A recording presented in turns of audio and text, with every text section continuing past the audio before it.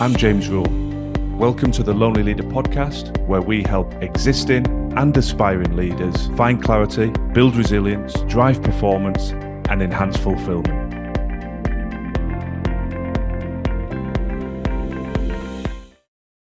Today, we're talking about another one of the Leadership Essentials series, clarity. I really appreciate the feedback that's been coming in on the previous episodes. And for those of you that are new to the Lonely Leader podcast, the Leadership Essentials series is, in essence, a quick snapshot of a series of traits that I believe every leader, irrespective of their role, should be incorporating into their leadership toolkit.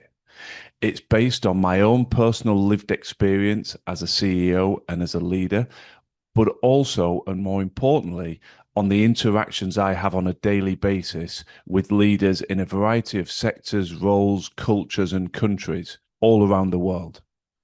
And so these episodes, as with all of the Lonely Leader podcast episodes in reality, are designed to make you reflect, are designed to make you think, do I embrace this trait? Is it something that's in my leadership DNA, or does it need a bit more attention? And if it is the case that it needs a little bit more attention, then within every episode, I will also incorporate some simple steps, some actionable takeaways that you can begin implementing immediately to ensure that you enhance that particular essential. And I always start every coaching journey with every client talking around clarity. And I have a very simple metaphor for that, that if we were engaged in some form of challenge around a prize for reaching a destination, we wouldn't set off and convince ourselves that because we're moving, we're making progress. The first thing we'd do is identify, well, what is the destination specifically? Is it a person, a building? How do we find it? What are the GPS details? And if we were allowed to, in this particular competition, we'd be putting that into our Google Maps or our sat-nav equivalent. Now, that's a very simple analogy. We drive our cars like that. We travel like that. We know where we're heading. We appreciate we might hit detours. We might hit road closures or heavy traffic. But even if we take a detour or we're redirected, we know the endpoint we're trying to reach, and we've got absolute confidence and clarity on that destination. And yet so many leaders that I work with, high performers that they are frantically focused on the short-term to-do list, emails, calls, meetings, and they don't take the time to truly stop and say, where am I? Where am I trying to get to? And how am I going to build a plan to get there? And that's the case for all aspects of our life. We need clarity on those three questions, both from a professional standpoint, but also from a personal standpoint. If we want to live a life of true fulfillment, then we need to establish clarity of where we're going and feel that sense of progress and momentum in pursuit of that destination.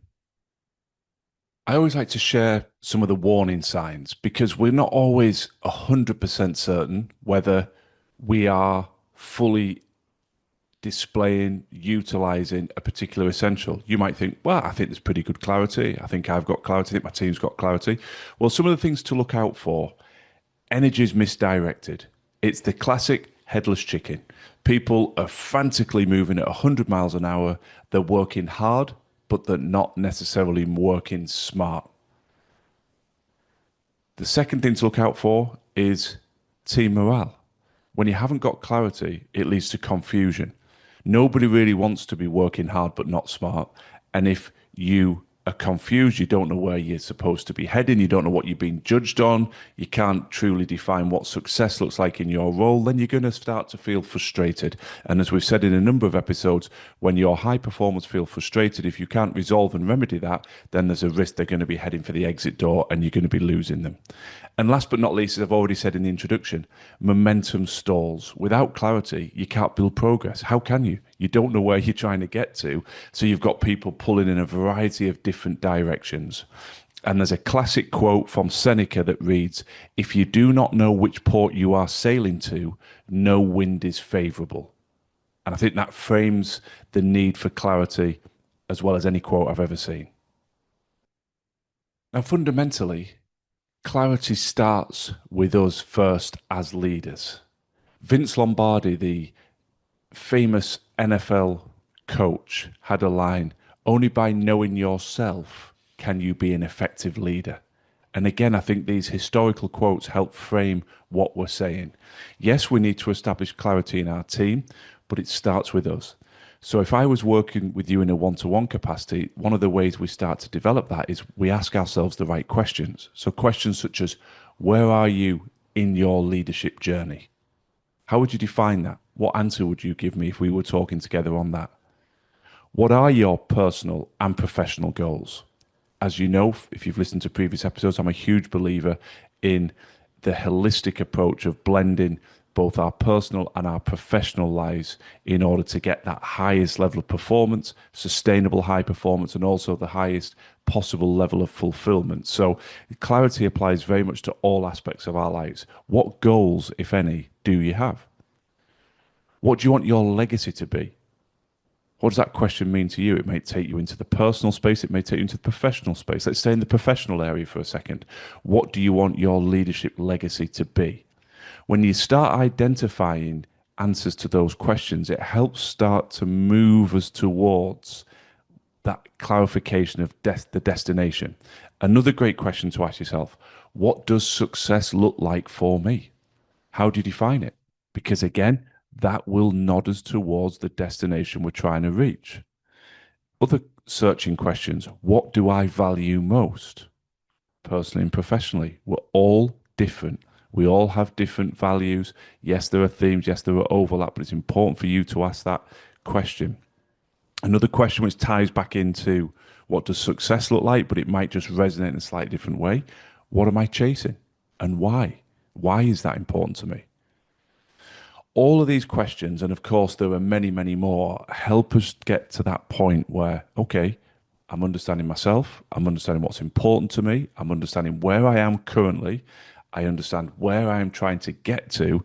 Now we can start to get into the more granular tactical elements of what's the roadmap, what's the journey I need to take to get there. And as we bridge from personal clarity, we move into organizational clarity. Step one, know thyself, understand where you are and where you're going. Step two, obviously, for any leader is to bring your team on the journey, give them clarity of where they're going. And when I embed with teams, we tend to break things down into three areas. One is the clarity of purpose. Why do you exist? Why are we here? What is the organizational purpose? What are we trying to achieve? And out of that, what we normally refer to as the mission. This is what we are doing. This is why we are here. This is our collective purpose. This is the mission we are trying to achieve. The next key area of focus is clarity of direction. So we know our purpose, we know our mission, we know our destination. Where do we go first? What is the direction of travel? Perhaps that's over the next 12 months. Perhaps that's over the next quarter. Perhaps that's over the next month. Depending on roles and philosophies and leadership styles, we'll be breaking it down into whatever detail is most relevant. But fundamentally, that's our roadmap. That's our strategy for getting to that destination. And the third area that underpins that is clarity of execution. We've got our destination, we've got our strategy, our route, and now we get into the specifics. Who is doing what? Who is accountable for what? Exactly what is going to be executed by each individual? How will we measure if that is successful or not? And what is the timeline? So if we have a breakdown of the destination and we want to be in place X by the end of quarter one, well then where do we need to be at the end of the first month, the second month, the third month? And that is very much the detail, the tactical, the plan that sits underneath the strategy, the clarity of direction, and underneath the overall mission, the clarity of purpose.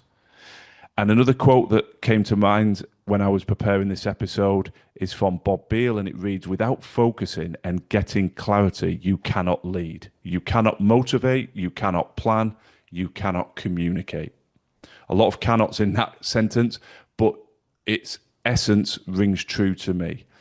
Everything that you need to do as a leader, communicate, motivate, support, it builds from clarity. everything you need for a high performing team, for them to be able to go out and execute. It starts from clarity. And when you listen to the simplicity of what we're talking about here, it's like laying a foundation. We can do all sorts of wonderful work, but if people don't know what's expected, where they're going, where they're held accountable, what success looks like, without clarity, it really is the definition of madness. We're building on a foundation of sand. I always like to pull out some examples of where clarity rings true, and you can see the various traits we're talking about in lived real life examples. And I'll start with Lee Kuan Yew, the founding father of Singapore. Now, when you go back into the 1960s, he was a leader that had a clear vision. He wanted to turn a resource poor island into a global hub. And obviously, now you see it in the modern day, one of the most globally advanced economies. But it didn't just happen overnight. It started with someone really being absolutely crystal clear with a purpose, a destination, so that everybody could get on board and start to build the strategy as they moved along the journey to that destination. Another example, as a former rugby player, I always enjoy reading around rugby coaches and rugby leaders, and one of the most famous, Sir Clive Woodward, who led the England international team to World Cup glory back in the early 2000s. He came into the England environment and really professionalized everything.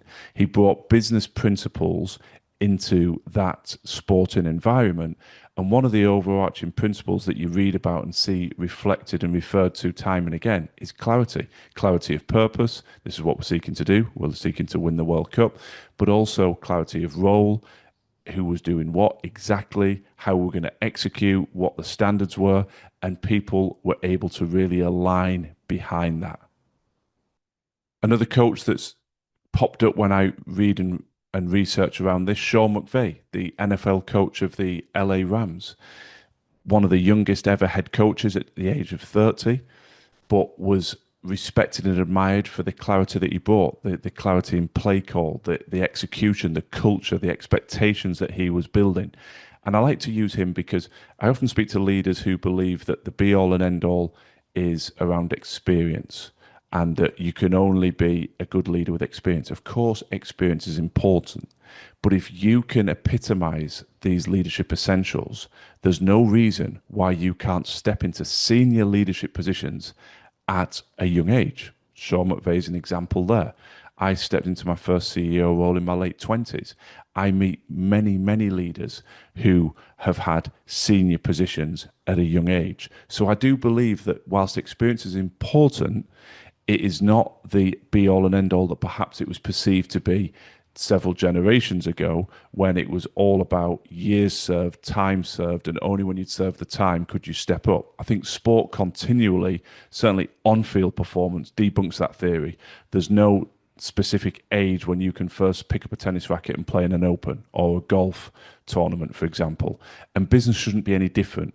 So having an ability to bring clarity to teams, to strategy, is an X factor that will accelerate your leadership journey without a shadow of a doubt. People rally around leaders who bring clarity to complex problems, who can define a step forward, and who can galvanize a team to take those steps with them. So let's dive into the actionable takeaways, how you can develop clarity. And I asked some questions at the beginning. There will be some overlap with that, but nonetheless, let's put these forward.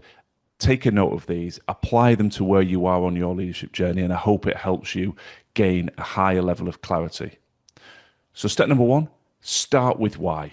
Revisit your purpose. What drives you? What are your values? What is the underpinning energy and fuel for what you do? Step number two, define success. What does success look like for you in both your professional role and your personal life? Write it down, make it tangible. When you've got that clarity of destination, everything becomes so much easier to build in terms of a journey and steps towards achieving and arriving at that destination. Tip number three, reflect on your current position. You know where you're trying to get to, you establish your current position. You then start to see the gaps, the skill gaps, the knowledge gaps, but those gaps are not something to berate and beat yourself up over. Quite the contrary. They are intelligence, they are insight to say, okay, I know where I want to be, I know where I am, I see the gaps, let me get to work. Who do I need to speak to? What programs and training do I need to do? Who do I need to be coached by or mentored by to close those skill gaps, close that knowledge gap, and allow me to step forward and reach that destination? Tip number 4, visualize the destination. Visualization is something every elite sportsman and woman does. Senior, high performing members of the military, high performing musicians, wherever you want to go, you find evidence of people visualizing. Now, that might be a step into the unknown for you, but as a very, very simple start point, look forward, think of a moment in time, a year end, a quarter end, whatever that time is, and see yourself achieving and arriving at the destination you've mapped out. Feel the emotion of that. Feel the emotion of celebrating that. Who would you call? Who would you reach out to say, I did it, I hit that milestone, I hit that achievement? When we recalibrate and focus in on where we want to go, it's amazing how our brain and our whole system becomes more finely attuned to spotting opportunities and people that will help us get there. Obviously, there's a lot of science behind visualization. In the interest of brevity, I'm not going to go into too much detail now, but trust me, you won't find many high performers in sport and the military that have not utilized it. So please read around it, research it, but start with that premise. Where do I want to be? Take a moment, take a piece of quiet and just reflect, close your eyes, see yourself achieving that destination that you want to get to. Tip number 5, keep it simple. I think there's a power in being able to very succinctly articulate, this is my destination, this is success. Yes, there can be lots of detail underneath that, but challenge yourself to be able to say, in this area of my life, personally, when I think of me as a parent or as a partner, this is what success looks like a year from now. When I think of myself in my professional role, this is what success looks like. Being able to keep it simple means you keep that laser-like focus. You don't just drift away going, well, I sort of have clarity, but I sort of don't. No, I know what it is. I know where I'm going. This is it in a sentence. I think that emboldens us and helps us keep that focus and momentum. The next tip, measure what matters. We drown sometimes in KPIs. And yes, there's a need for KPIs, there's a need to track and monitor progress, but reflect on the KPIs you're using. Are they still relevant? Are they a throwback to previous regimes, previous leaders? Is it just something we do because that's the status quo? Do they help you move yourself and indeed your wider team to the destination? Some will, but I'd wager that some won't. Create the KPIs that matter to you. We know the destination, we know the route, we know where we want to be, so do not be afraid about reshaping or completely redeveloping your KPIs to ensure that you and your team have absolute clarity on this is what we're going to hit en route to our destination. You are steering, you are in charge. There is nothing wrong with changing the status quo if you believe it is a more effective mechanism for taking you and the team to the end destination. The next tip to touch on, dissect your distractions. Be honest with yourself. Are your habits and daily practices aligned with reaching that destination?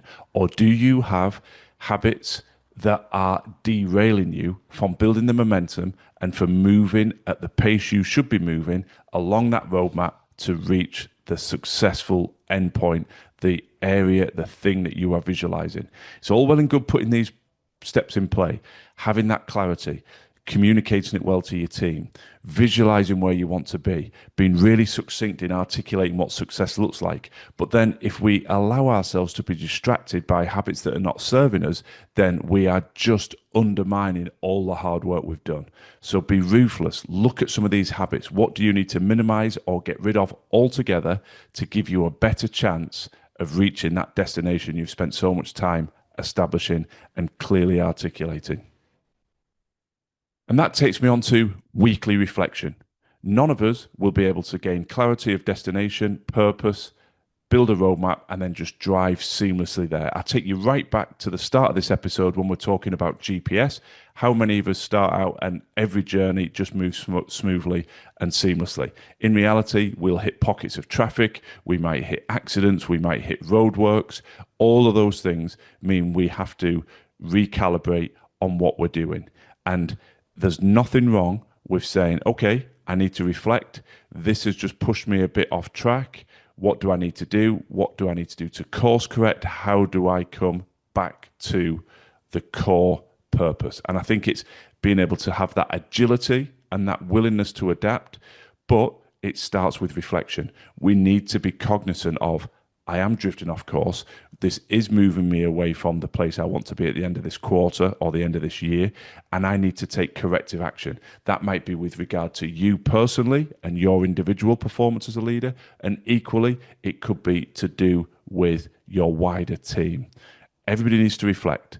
That communication never stops, and I've done a lot around communication. There's a link in the show notes around that, because we need the ability of our teammates, if we're going to be truly high performing, to be able to say, I'm aware if I'm drifting off course, and if I'm not aware, I know that people around me will help hold me to account because they know where I'm trying to get to, and they will spot it even if I don't. So not being frightened to say we need to take corrective action. We're not changing our purpose, we're not changing our mission or our destination, but we are showing a willingness to change direction. Forgive the constant traffic analogies, but you may decide I'm going to take route A to my destination. But once you get onto route A, you're like, this is not working. I'm going to course correct. I'm going to tweak. I'm going to go to route B, and you might end up on a route C. But that's just natural when you're driving. Why isn't there anything different in life and in business? We start, we correct, we reflect, and we move to a different route until we get to the end point that we desire. I sincerely hope this episode has helped you, and I'd encourage you to reflect back on the original questions I was asking at the top of the episode. Where are you? Where do you want to get to? They are the two most fundamental questions. And then thirdly, what actions do I need to take to help get me there? What is the roadmap I need to build? And if you're interested in exploring this in more detail, then please do reach out to me. It's an absolute pleasure to build these relationships with listeners. Several of you have become clients as a consequence of the podcast. And obviously, as I said at the start of the episode, one of the biggest areas that we make our breakthroughs in is supporting individuals to find that clarity. If you're listening to this episode and thinking, yep, I've got a gap there, I'm busy, I'm constantly on the move, I'm delivering to my family, to my friends, to my immediate and extended family, I'm delivering professionally, but I am struggling to really be able to step back, see the wood for the trees, and find that high level of clarity that's going to take my career and my personal life to a whole new level, then maybe we can help. Reach out. We'd be all too happy to explore how some of our programs may be able to support you. I wish you the very best of luck in building clarity into your leadership DNA and the impact it will have both on you and your wider team. Thanks for listening to the Lonely Leader podcast. I'd be very grateful if you could share and follow if the content resonates. And if you're looking for additional free resource to support your continued growth and development, then please do check out our social media and website details in the show notes. Remember, quality leadership on the outside must always start within.